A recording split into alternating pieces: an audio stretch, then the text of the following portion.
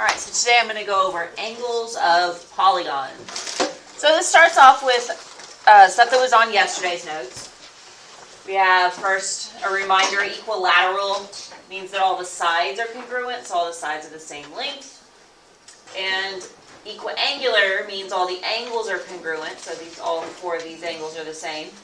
And if it's both equilateral and equiangular, then you have a regular polygon.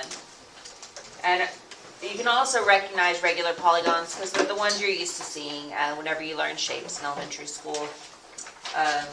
Like here, this is an octagon. Yeah, an octagon. But that's not what you would think of if I were to say an octagon. You would think the stop sign shape, right? The stop sign shape is a regular octagon. This is still an octagon. It's an irregular one because the angles are not all the same. But if it's both, then it's a regular shape that you're used to seeing.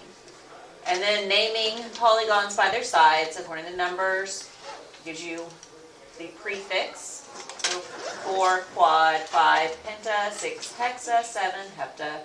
And then any figure with n sides, where n is greater than 12, is referred to as an n-gon, or like a 13-gon, a 15-gon, 20-gon.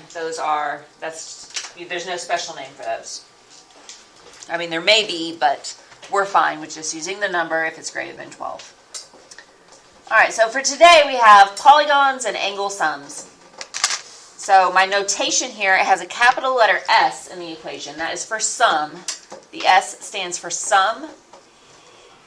And then on this first one, it's a capital letter I for interior. So it's the first equation is this interior angle sum, and it's the sum of the interior angles equals 180 times n minus 2.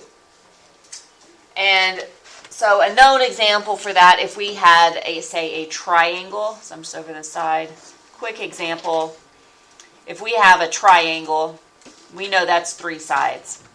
So the sum of the interior of a triangle is 180 times 3 minus 2. So that's 180 times 1. So that's 180 degrees, which is so the sum of the interior of a triangle is 180 degrees, which we already know that, which is why I picked that for the example. So that's how you do it. You just count the number of sides, plug it in, and then you know that all of the angles will add up to be that value. And the sum of the exterior is probably going to be your favorite theorem ever because it's just 360 degrees. Doesn't matter how many sides you have. It's always 360 because we're talking about the outside angles. So here's a pentagon. The angles on the outside, so formed by extending a side and the other side. So there's this angle, and you can see how I inscribed this circle around it. And that's another reminder. A circle is 360 degrees. So it doesn't matter what shape you put inside the circle is still 360 degrees. So the sum of the exterior of all polygons is 360. There's not even anything to calculate. You just have to recognize when to use it. Okay. So the first example, super easy. Find the sum of the exterior angles of a pentagon, which is the drawn out example. So the equation for sum of exterior equals 360 degrees. That's it. So the answer is 360.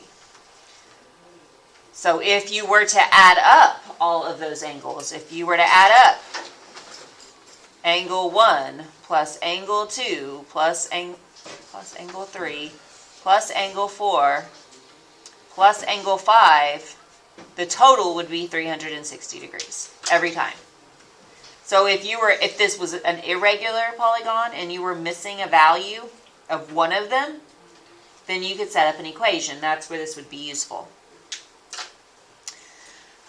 Okay, so for the next one, we have the sum of the interior angle measures of a convex heptagon. All right, so sum of the interior tells us I'm going to use this S sub I equation.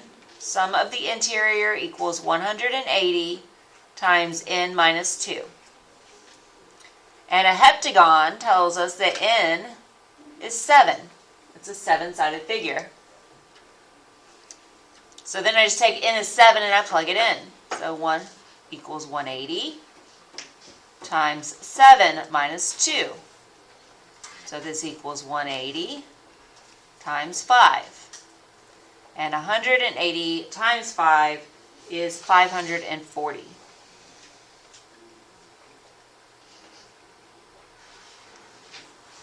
So the sum of the interior, no, I'm sorry, that's not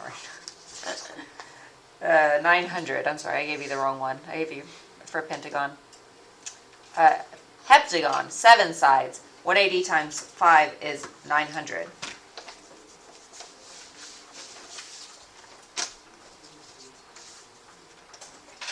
So the sum of the interior of all figures that have 7 sides, whether they're regular or not regular, it does not matter. If it has 7 sides, there's 900 degrees inside of that figure.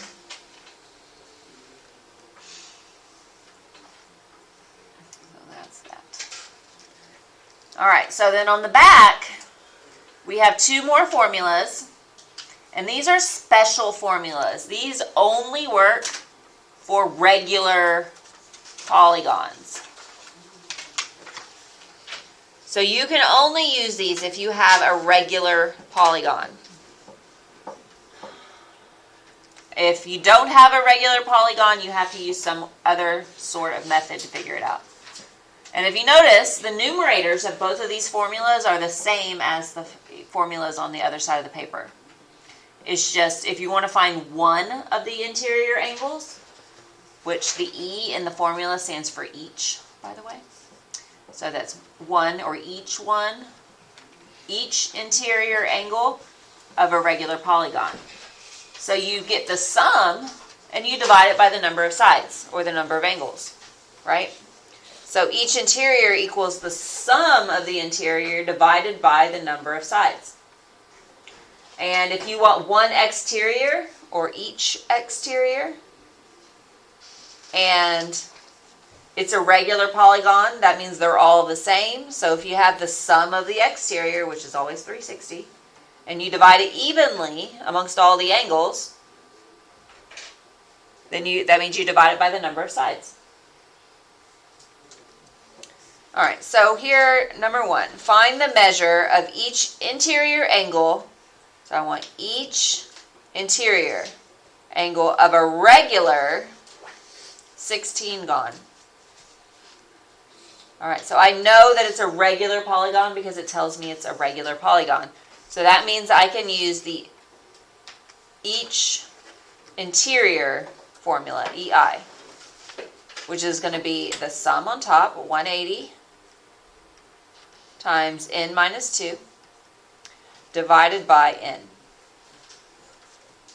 So the only thing I need to figure out is what is n. It tells me I have a 16gon, so that means that n is 16. So 180, n minus 2 is 16 minus 2 is 14. And I'm going to divide it by the number of sides, 16. And I can type that in a calculator, 180 times 14 divided by 16. And it is 157.5.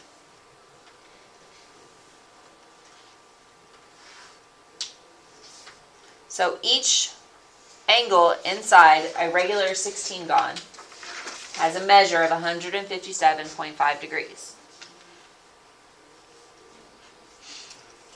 All right, so then on the next one, we're going to find the measure of each exterior angle of a regular 20gon. So because it's regular, I can use the each exterior formula, which is the sum of the exterior, 360, divided by the number of sides, n. So that's 360 divided by 20 which is 18 degrees. So each angle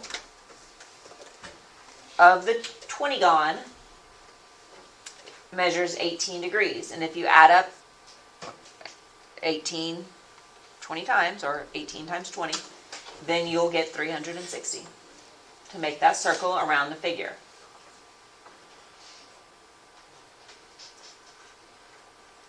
Okay, so those were the regular polygons. That's when it's nice and easy. You get to use the formula because they're all, you just divide it evenly, they're all the same. But when they're not, such as these, the angles are not all the same. These are not regular. These are irregular polygons. So if you still wanted to find each interior, then you're going to need the sum of the interior to know how many you need to total up, and then write an equation by adding up the angles, or whatever's given to you as the angle value, together, and it's going to equal the sum of degrees for that figure. If that makes sense. I hope it does. So the first thing I'm going to do is I'm going to start out with the sum of the interior. So before I can get to each one, I need to know how many are in this figure. So the sum of the interior is 180, this is from the front side of the paper, times n minus 2. This is a four-sided figure. So this is 180 times 2. So this is 360 degrees. So the sum of the interior of a quadrilateral is 360 degrees. So I'm going to write that. This is my reminder of, if I add up all of those angles, they should equal that total 360. And if you start to remember these values, you don't have to calculate it every time.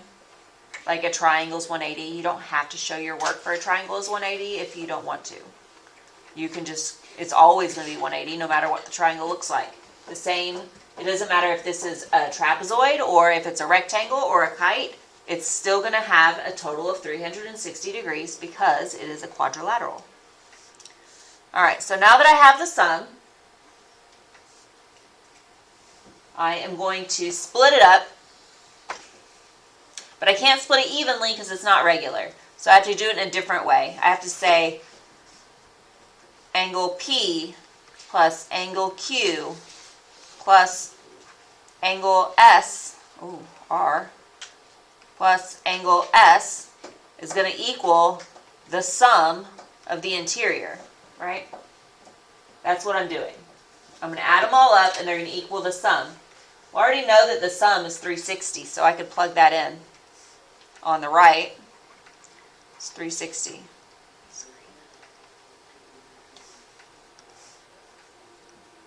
Alright, so I don't know the numbers for angle P, Q, R, and S, but I see that angle P is C degrees, so I'm going to put in a C. I see the angle Q is C degrees, so plus another C. I see the angle R is 3C degrees, and I see the angle S is also 3C degrees. So that's the same as having X's in there. And since those are all C's, I can add those together. 6, 7, 8. So I have 8C equals 360 degrees. And then I can just divide by 8. And I don't know what each angle is because they're not all the same, but I do know the value of C, and that C has a value of 45. So if C has a value of 45, and everything in my picture is in terms of C, I can plug it in. So that means that this one is 45 degrees because that's just 1C. That means that this one is also 45 degrees because it is 1C. For S, I'll say 3 times 45. And 3 times 45 is 135 degrees. And I know the other value of 3C is going to also be 135 degrees. And now I found each angle. So it is more work when you have an irregular polygon, but you just take whatever is given, whatever it's in terms of, and you add it up on one side, and then on the other side you find the sum for a figure with that many sides, and then you can solve it. So that was for each interior. Next, we're going to look at each exterior for an irregular polygon. So again, we're looking at the exterior. So we have, there's an angle, there's an angle. We're on the outside of the polygon, so we're talking about exterior angles. And we know if we were to circumscribe this polygon, that circle would be 360 degrees. So we know the sum of the exterior is 360 degrees. So the sum of the exterior is always 360. So we're going to do the same thing that we did on the other one. But this time it's going to be the sum of the exterior on the right. And on the left, just what this is in terms of A. Well, I have angle A plus angle B plus angle C plus angle D. And angle A is 6A. Angle B is 7A. Angle C is 3A. And angle D, nope, that's 2A. And angle D is 3A. Got out of order. And now I have something I can solve because those are all in terms of A. So 6A plus 7A plus 2A plus 3A. That gives me 18 A's. I have 18 A's. So 18A equals 360 degrees.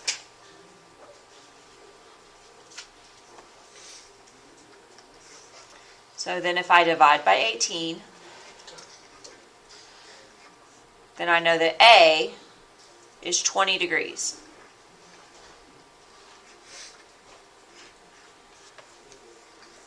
Oh wait, I shouldn't put that in a box because I'm not finished. Just circle it. I'm done solving for the variable, but it's asking me for the angle. It's not asking me what is the value of A.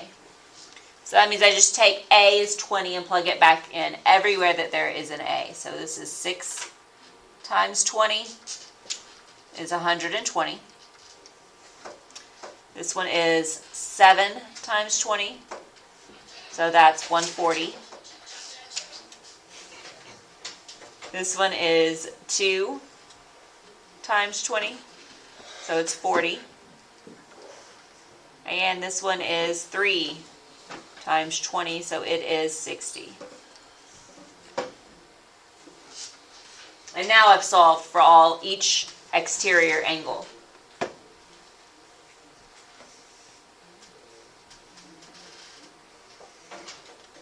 Alright, so then the last one, all it says is find the value of x. It doesn't give me clues like these other two did, each interior, each exterior. But you can tell by looking at the picture, I don't have any, I'm not talking about exterior angles here, right? I'm clearly talking about interior angles because all the information is inside the figure. So that means I'm going to solve number 5 similar to the way I solved number 3.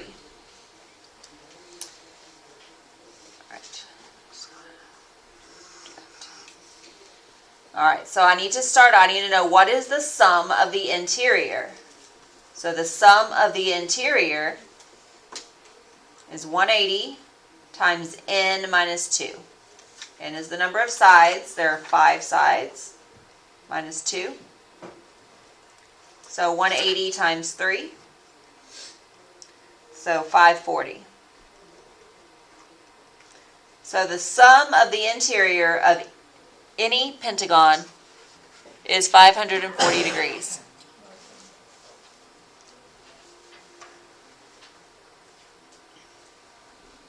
Alright, so I know the inside is 540.